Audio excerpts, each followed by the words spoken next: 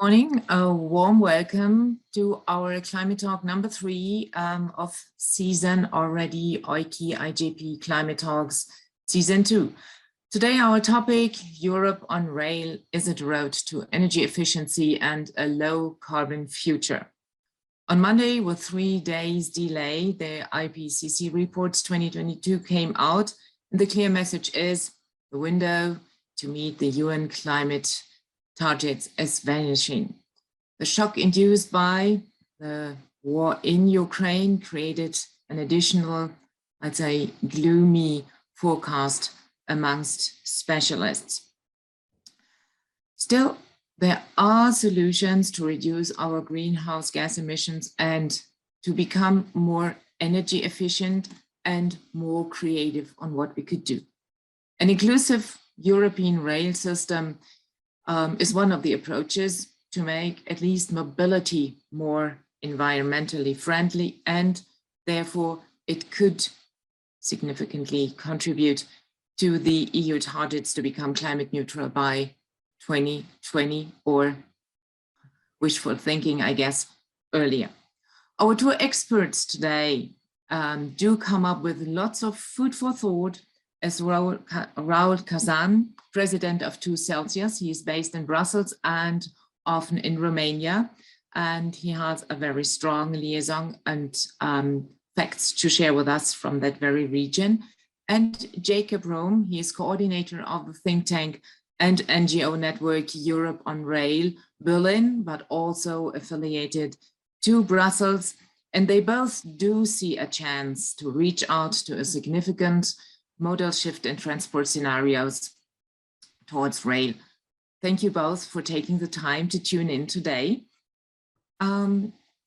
Rail is already one of the cleanest and, I'd say, most convenient transport modes, but that's a very personal opinion to say it's convenient. Significant shifting leisure and business travel, as well as transport of goods, so freights, to rail could become a game changer in reducing greenhouse gas emissions. Our expert from Berlin, as I already said, is Jacob. He's a policy advisor for climate-friendly mobility at the environmental and development organization Greenwatch, and he supports politicians in Berlin and Brussels in shifting traffic from air to road. His focus is strongly on passenger travel. Previously, he worked as an analyst and consultant for the civil society strategy consultancy Fineo, and in addition to his studies in politics and business ethics, he is a systematic consultant. Then we do have our second speaker. It's Raul. Thanks for tuning in. You had just an important meeting within Brussels. Raul is where he is based. He was the editor-in-chief of the only Romanian environmental magazine, Green Report, so a journalist by himself, and a product among very few, this magazine, in Eastern Europe. Raul holds 2 master degrees in political science and development from the Central European University Budapest and University of Trento in Italy. He has got very strong opinions on, of course, what could be done, and also lots of facts, what freight from roads on trains could mean for us. Before I open the floor to both of them, I'd like to give a housekeeping remark. The meeting is recorded.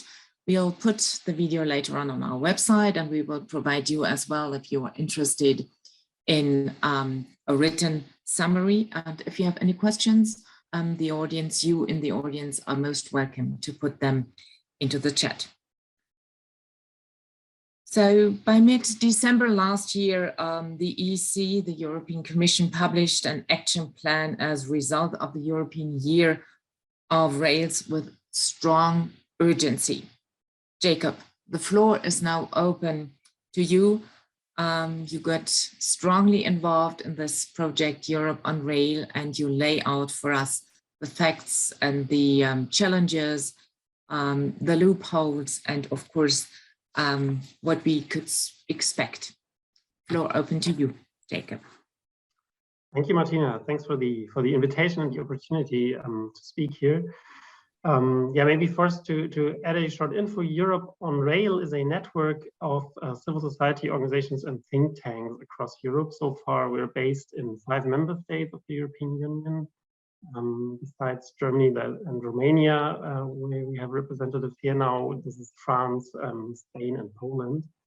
And I'm working at German Watch, the German representative organization and the coordinator for the network. Maybe so you know where I'm speaking from. A few words on German Watch. We're about 85 people focused on human rights and also North-South relations, with a strong focus on climate change. And we're always focusing on the European and German role in global challenges and solutions. And before we go into the topic, maybe Raul, you want to say a few words on 2 Celsius too, to give an impression where, from which perspective you're speaking. Yeah, sure. First of all, Martina, thank you for the presentation. My past as a journalist is like 15 years ago, when I was the editor-in-chief of Green Report, and that was literally the first environmental magazine ever in Romania, and I think in the region. It was like, as you said, amongst the few initiatives of a kind. 2 Celsius actually started over, I started it over in Washington, D.C. in 2009. And it was basically at the time a network of journalists. So it came out as a journalistic initiative that wanted to gather journalists from Central and Eastern Europe. I mean, all the way from Estonia, all the way down to Bulgaria.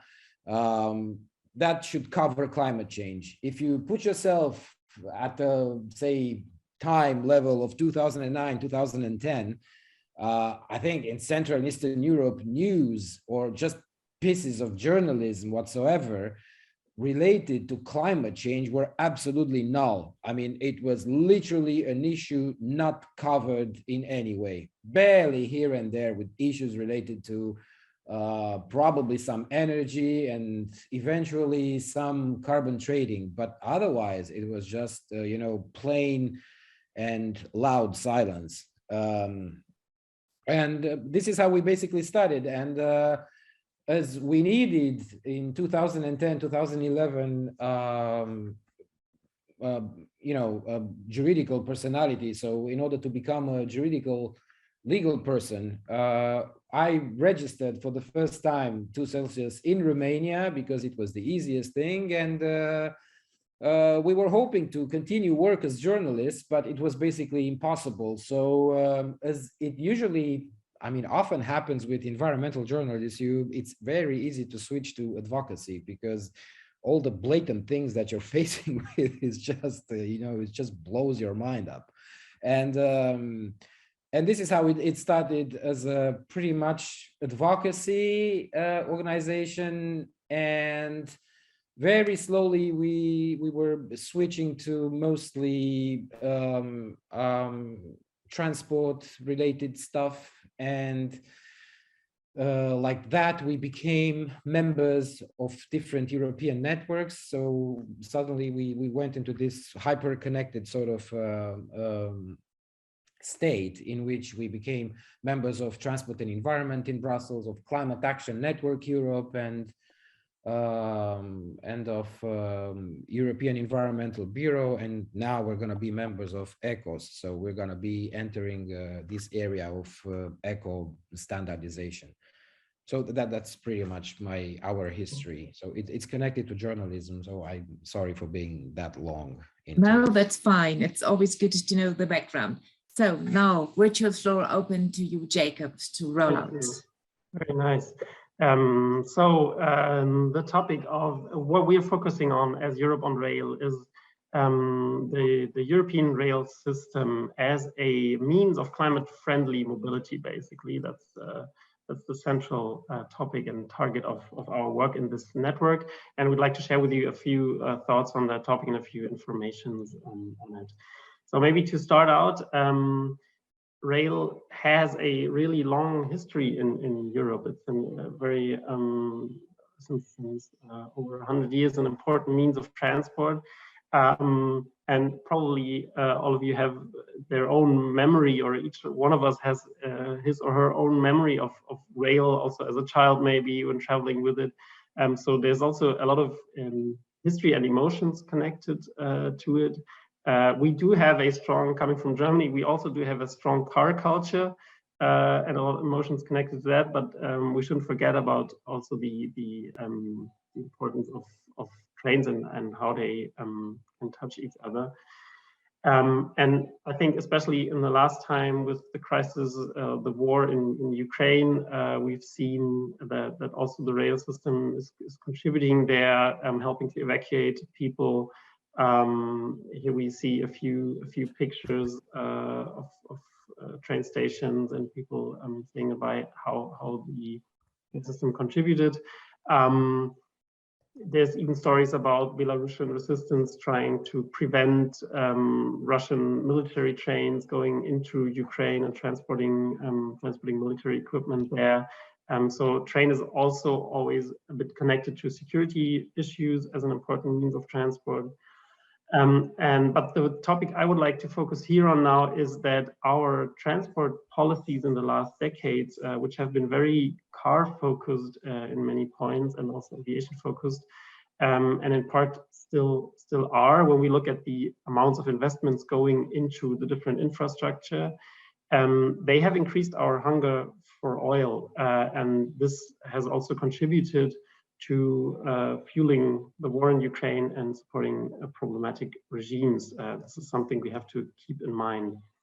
And when we look at the numbers of the modal share, as we say it, of the different means of transport, we don't see any increase in rail, even though it is clear that it is the most climate-friendly means of transport. So you see from 2011 to 2018 the modal share in Europe. In the EU, and as you see, air has increased a bit, but the share of rail, the dark blue part is buses and coaches, has remained very stable, but not increased, as even though it could be a much more climate-friendly means of transport. So the modal share is around 8%, also in long-distance travels, and there's a lot of potential to get to a climate-friendly system of transport when we increase that share and the shift from cars to rail. As I said, even though it's much more climate-friendly, and to give you a few numbers on that, here on the left you see the emissions per passenger kilometer, and I have to add one more thing. When we look at aviation, this is a relatively old number because actually when we include the non-CO2 effects in aviation, we not only have the effects of the emissions of CO2, but also there are a lot of non-CO2 effects, for example, contrails, which have a huge climate impact. It's about factor 3 that we should take into it. So imagine the bar of flights even triple the size that it is now. And when we see that compared to trains, there's a lot of potential for reaching the EU climate goals and going into a more climate-friendly means of transport. Also, with regard to other health issues like air quality, lung health, and so on. This is actually a means of transport that could be very helpful. It's also an important economic factor, of course. We have to look at the producers of rail, like Siemens, Alstom, Stadler, and other companies, the providers, like from the big companies, the incumbent operators like SNCF, Deutsche Bahn, KP, and so on, to mention a few. Also to new entrants like Flixtrain, for example, and other operators. And also the network providers. So it is a huge part and has about 2.3 million jobs in Europe are covered by the rail sector. So there's a factor. And it connects us all when we think about Interrail, for example. It is a less individualist means of transport in your car, you're in your own area. The rail, you can meet other people, you can work. But these are also factors that we should keep in mind. When we talk about social cohesion and European cohesion, for example, bringing people together. When we look at the potential for this shift to rail, it's really there. So there has been a Greenpeace study, for example, end of last year, which is relatively fresh, where they have analyzed the potential of the 150 busiest flight routes in Europe. And for about 1/3 of them, there already are train alternatives with less than 6 hours, which is, by the way, according to a representative survey, most people are willing to take train alternatives until 5 hours. So there is a lot of potential, and this could be 57 million passengers overall when we look at the third of the 150 busiest flight routes who could shift to rail. But it is not happening yet, even though people are willing to shift to rail. This is the survey that I mentioned, which has been done in several European countries 1 year ago about, and 2/3 prefer to take the train for trips that take 5 hours or less. And 3/4 even say that rail should be cheaper than flying. And this is one of the reasons why the shift to rail is not yet really happening, because the modes of transport pay different, pay very differently for their infrastructure and environmental costs. We'll get to that. So the interest is very much there. And Martina, you have a question on that. Yeah, for sure, this survey done by many countries together also splits up. Is it more people who want to go for leisure or also for business travel to shift from air to rail? Mm-hmm.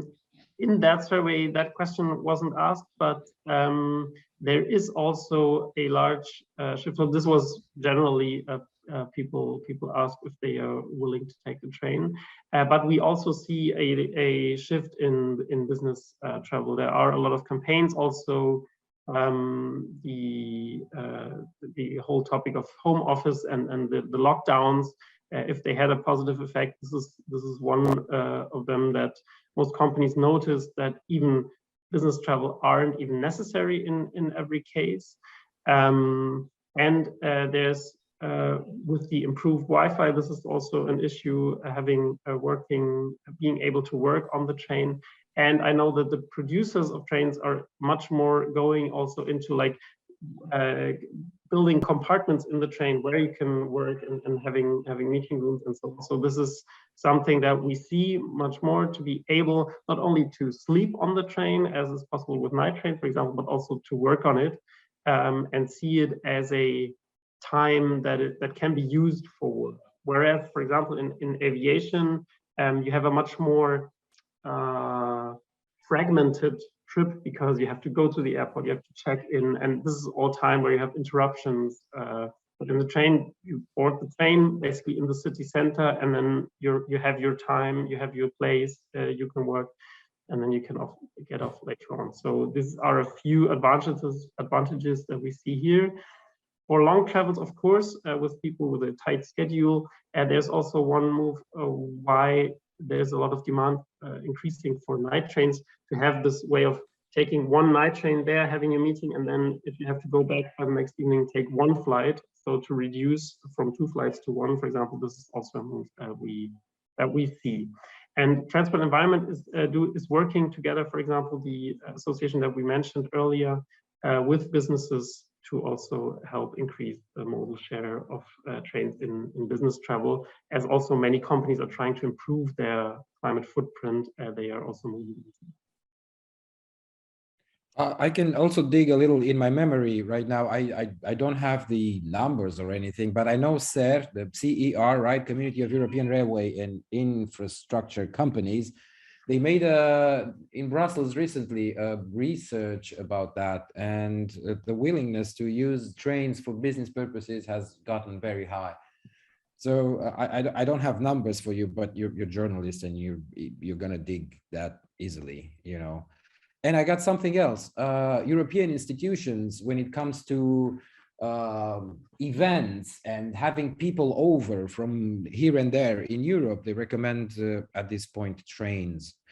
And such surveys are also being done by the companies themselves. You know, I know Thalys has done something like that. And on Thalys is like a super high level of people that want to use it for business purposes.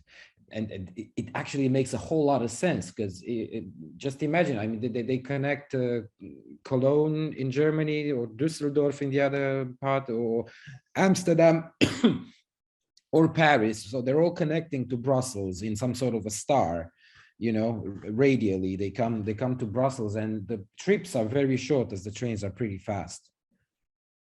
You have a trip from Paris to Brussels right now is like an hour and 15 minutes, less than an hour and a half anyway.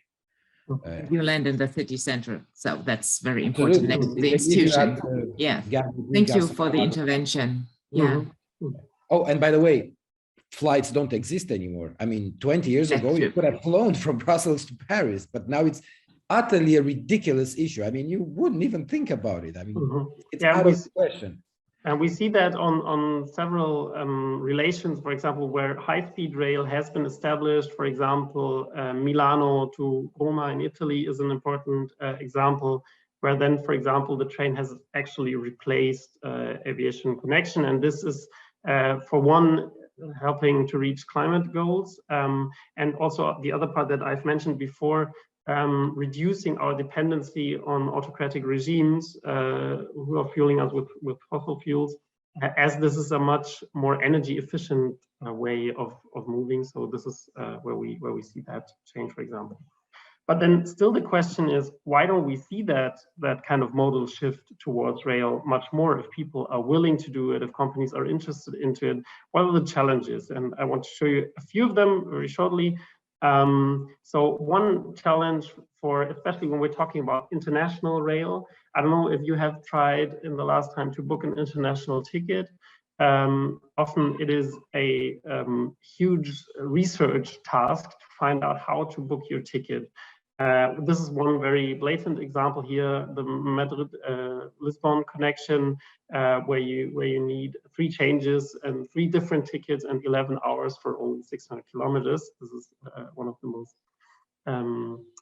extreme examples, but still the challenge exists. And why is that? Because the operators do not share the real-time data and the ticketing data. Why is that again? Because many operators, especially incumbent operators, are a service operator. They operate the trains and they also operate their own ticketing station. And as they have a huge market share, they are not interested in having more competition. And as they don't have to include other operators, they keep their ticketing solution. So it's very complicated to even find the connections. And one simple solution, and also there are independent ticketing operators. For example, there are several European startups trying to work on that, also to offer multimodal tickets. So you can book your rental car there for maybe getting from the countryside to the train station or so, and then you have your train ticket with it, and then you exit and have your public transport ticket to get to your meeting, for example. And what they would need is actually European regulation on it to make it mandatory to share that kind of ticketing data. And there are also, talking about policy processes, there are policy processes, especially by the European Commission on the International Ticketing Directive or multimodal ticketing systems that are going on at the moment and that are negotiated at the policy level, where we could help to improve that kind of system. And this is, for example, something we are working on. They have a certain time frame in mind when they will settle on this. Do you know that? The negotiations are going on now. So this is really going on now. As you know, probably about European policy processes, they can take a while, but in the next months, they will be working on it. I guess this will take more than a year, the whole process. But this is going on right now, and is repeatedly a topic, of course, because with digitalization, there's a lot of movement in the topic and different new players coming in and asking for it. And more also people getting used to being able to book, for example, a flight ticket. It's very easy. You have a multitude of platforms where every provider is there. So people are getting used to that, but this is not really has been realized yet for rail. So I think this will keep us occupied for a while. So this is one challenge to grab out one example. There's more. For example, what I mentioned before, the infrastructure contributions. So here you have a short overview on how much each mode of transport, comparing aviation, cars, and train to their infrastructure costs, or also to the VAT, for example. And here you see that we still have a lot of subsidies, meaning tax exemptions for aviation, especially as there's no kerosene tax so far. There's no VAT on international flights. And also aviation is part of the European emissions trading system. Also since of the first emissions trading system, but still the aviation companies receive a lot of emission trading allowances for free. For example, this is very new research from yesterday, actually, from CNE, that in the last year, 2021, the 10 most emitting airlines received almost 700 million euros of free pollution permits. And contrasted to that, for example, the train pays VAT. In the pandemic, it has been reduced to lower sentences in some member states, but it pays. There's a toll track access charges on each kilometer because there are network operators which ask for that toll. And they also pay taxes on the fuel, the electricity, for example, and diesel if it's used. So this is one example why we have so cheap flights in many places and why train tickets are more expensive in some places. And this is a big problem for the rail sector to increase its share as it's less attractive than for customers. One more example, and also there are a lot of regulation stuff is going on. The emission energy taxation directive, for example, and track access charges are negotiated. Also currently on the policy. I would, if you don't have a question at the moment, I'll come to a conclusion. Maybe one more thing which is important to know when you're going into the trail system. There's a lot of topics, and to understand the system very well, I think this graph on the right is very important, that we have a lot of layers and players in there. As I said, it's a very historically grown sector, and I think this is important to understand.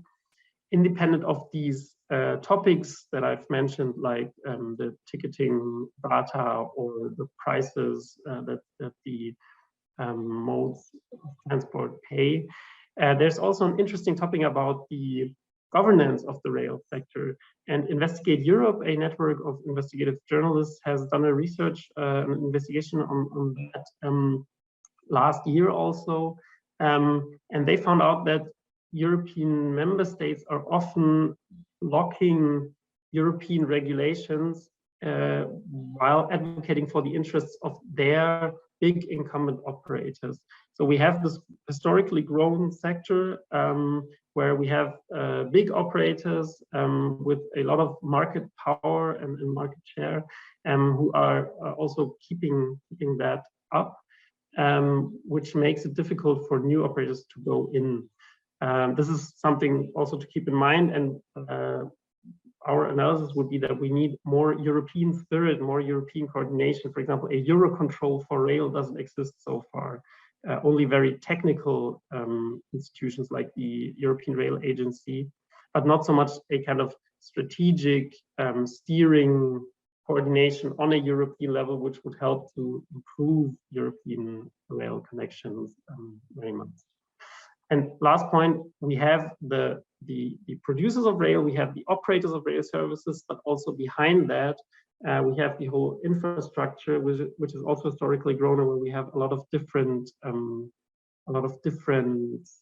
systems, for example, a patchwork of different systems, which makes it complicated to operate international trains.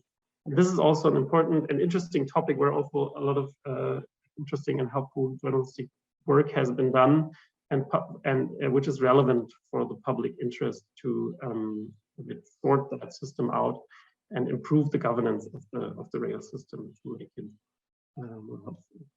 So finishing overall, there's a lot of potential in the rail system, in this big, old, historic growing network. The governance of European rail needs to be sorted out, and we need more European thinking and coordination for that. And there are also a lot of quick improvements, like the ticketing data, for example, a fair transporting of a fair pricing of transport modes. So this can become a winning topic again. And we can move from, in Germany, it's kind of a joke to complain on the rail system. In Switzerland, we have a much better working system, and we think there's a lot of potential for them. So much for now. Thanks for the attention, and open to questions and discussion.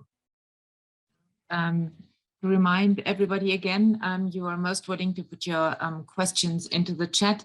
And I have seen the report. Of course, I studied it intensively. There are such a few ridiculous examples of a connection between France and Germany, Colmar and Freiburg. It lacks just 1 kilometer bridge. And then there's another one, Germany, Poland, for sure. That is quite a big deal. Electrification of 138 kilometers are needed.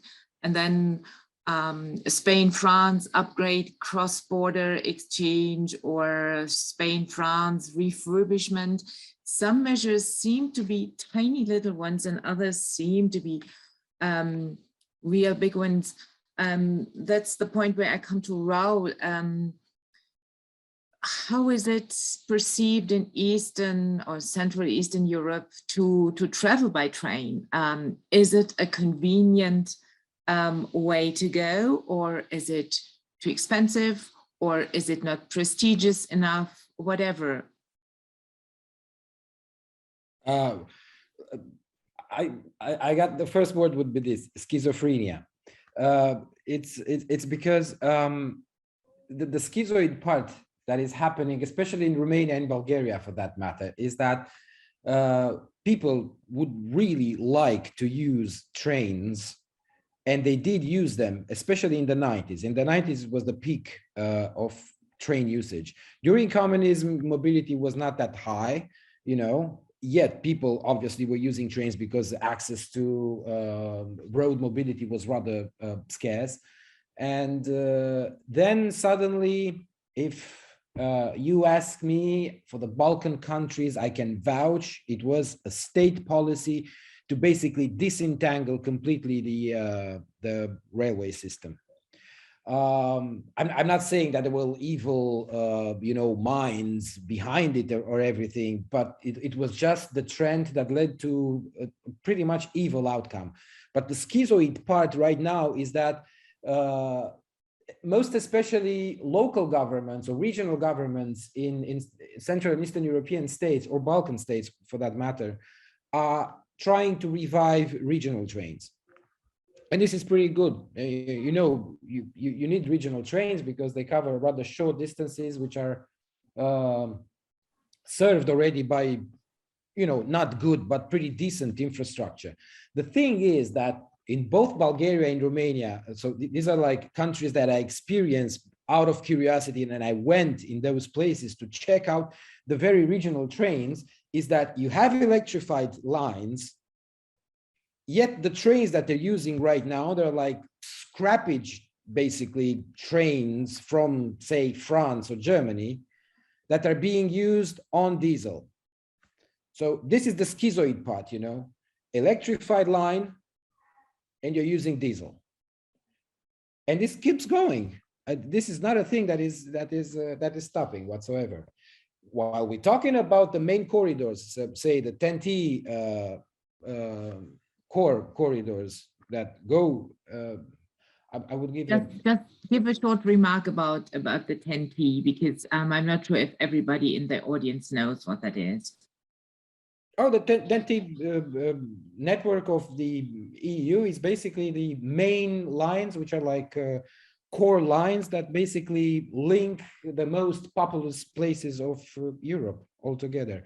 These lines are basically lines that entangle all sorts of transports, but I think the most visible one is rail, because and it's the oldest one as well. So it applies to road and rail at the same time. It's the actual grid through which we are moving mainly in Europe. We got an input from the chat of Martin Ibner saying another barrier are trade unions, traditionally strong in the train sector, blocking competition from cheaper foreigners. Is that a real issue? Have you experienced that? Yes. Yes.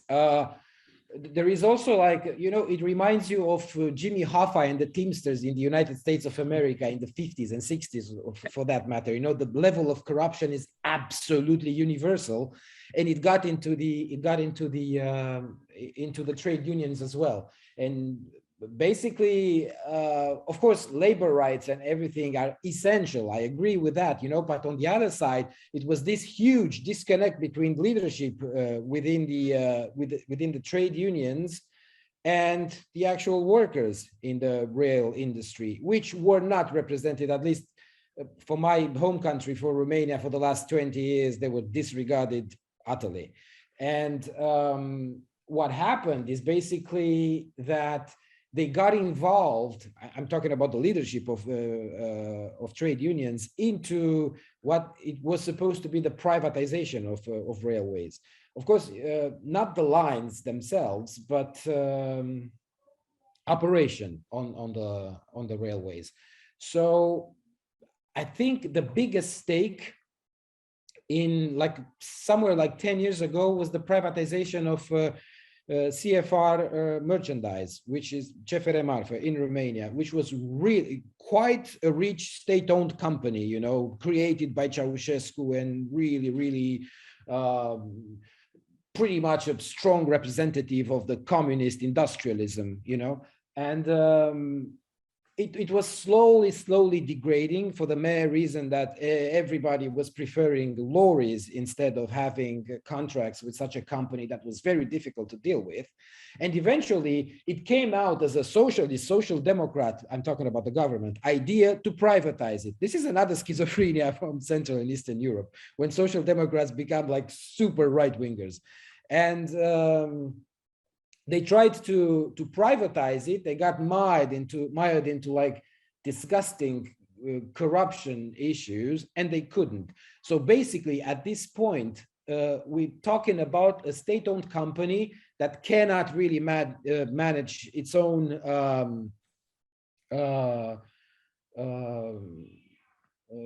materials, say from literally everything. And the contracts are so low that it doesn't even make sense to appeal to it. The speeds are of the freight trains are somewhere around, Jesus Christ, guys, hang on to it, between 16 and 17 kilometers an hour. That is way slower than my bicycle.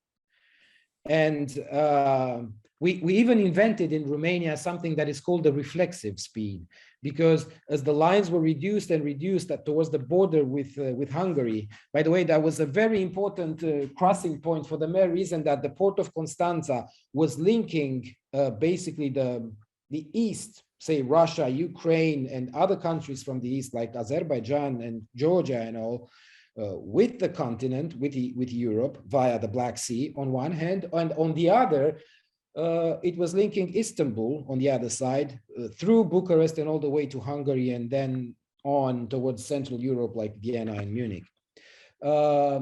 This has died out basically, and reducing the number of lines at the crossing is Lököshaza and Curtic. So in the west of Romania, they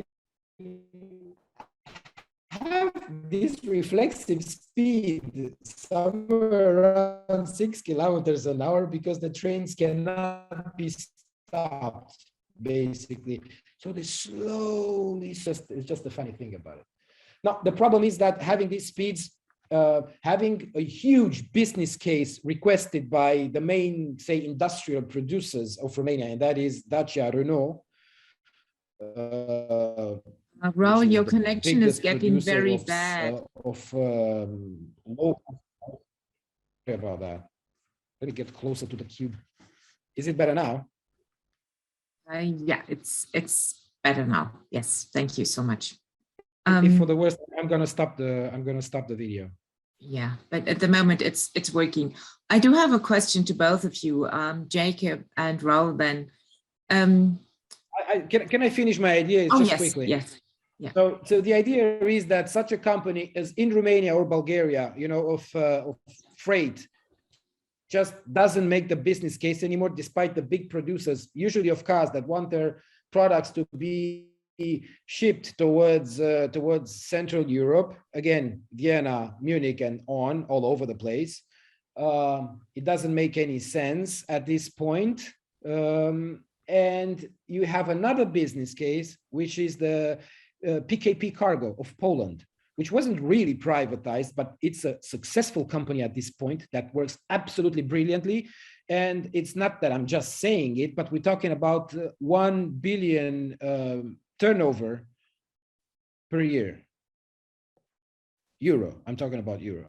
So this, see, there are two, they didn't need super privatization and all that, it just works properly as it is. Linking Gdansk to the rest of Europe on one hand and linking the East towards the West. So that's pretty much it. You have two disastrous cases like Bulgaria and Romania, and you have a pretty successful case, Poland, PKP Cargo. Thank you.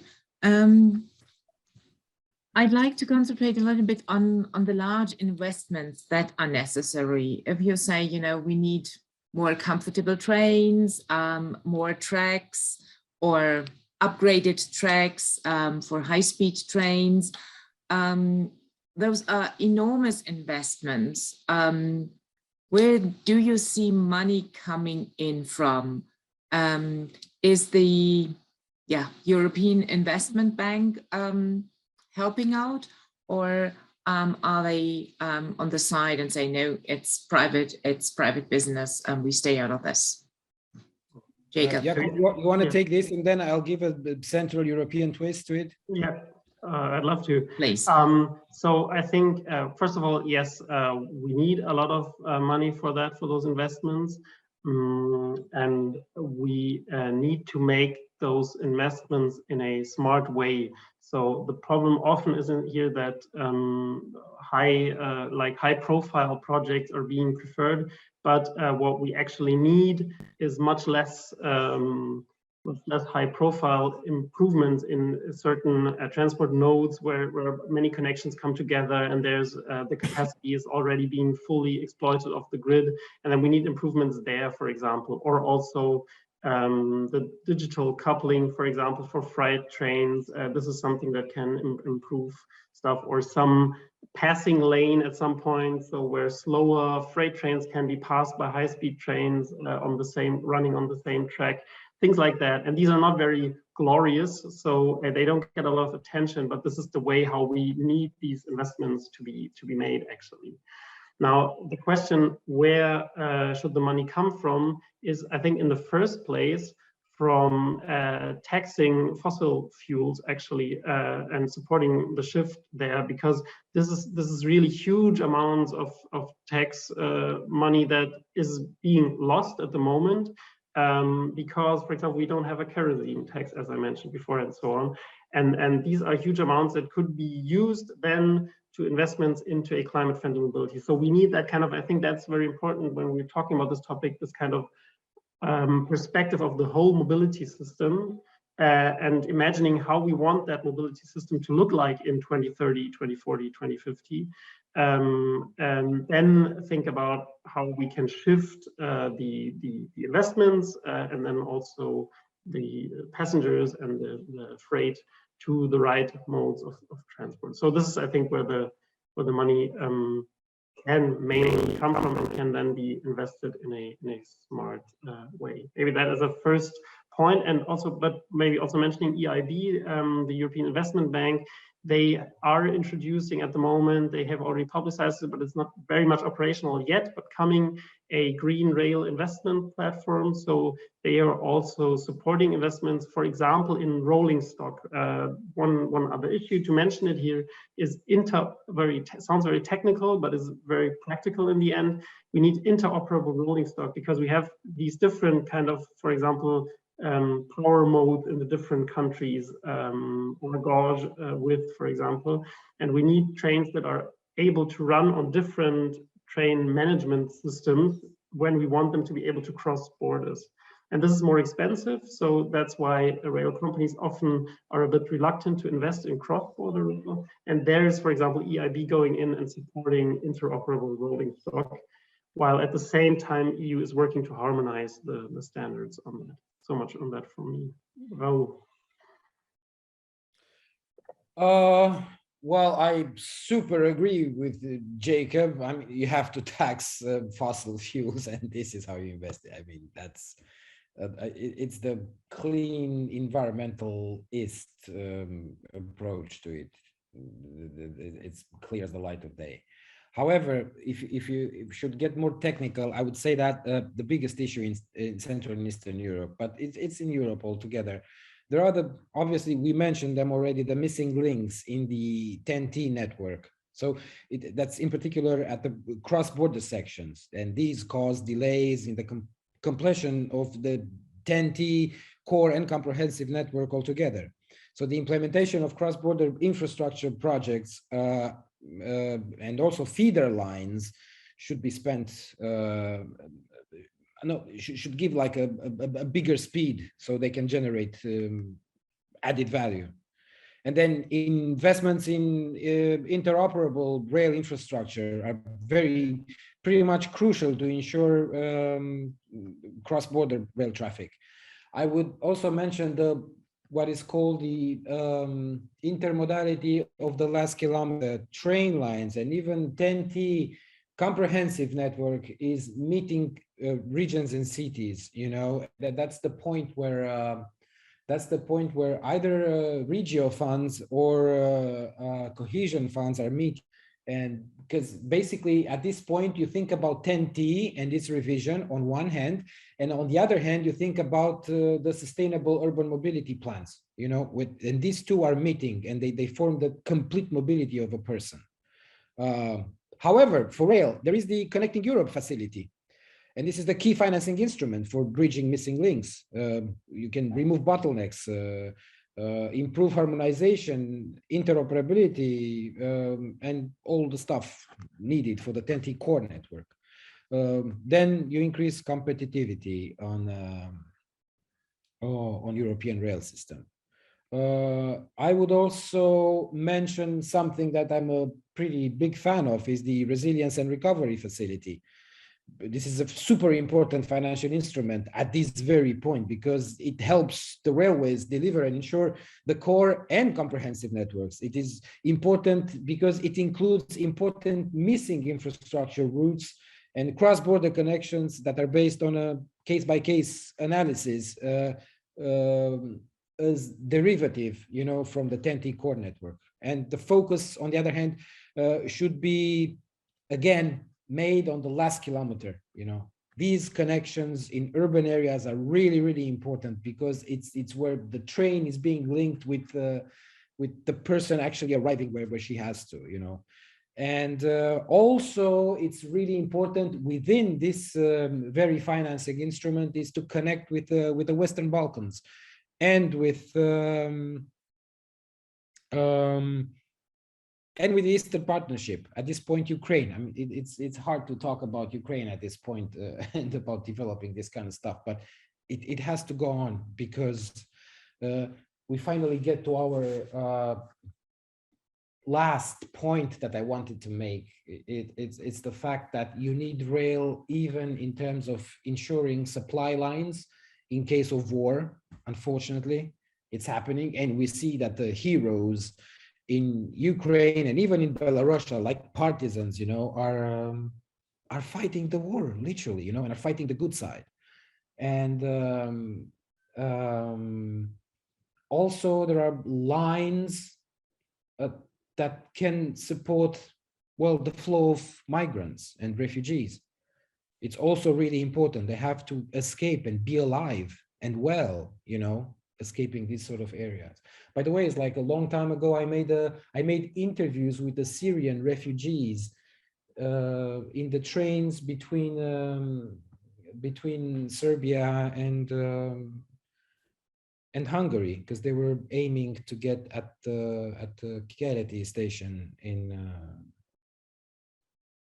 Hungary, in Budapest. And that was really, really interesting. Maybe if you want to read about it, it's pretty cool. I related that sort of migration to climate change.